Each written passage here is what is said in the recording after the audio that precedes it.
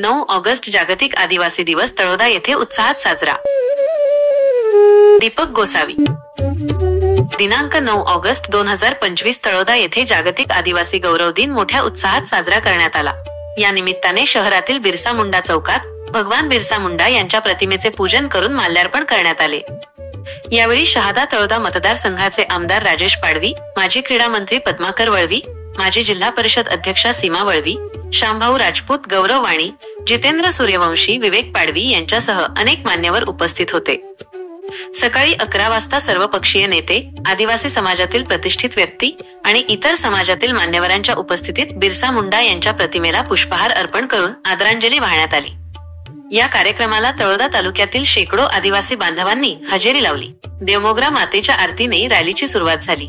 ही rally स्मारक चौकातून पुढे मार्गस्थ झाली तेव्हा रस्त्यावर जमलेला जनसमुदाय सर्वांचे लक्ष वेधून घेत होता. हा दिवस आदिवासी संस्कृती आणि परंपरांचा सन्मान करणारा ठरला.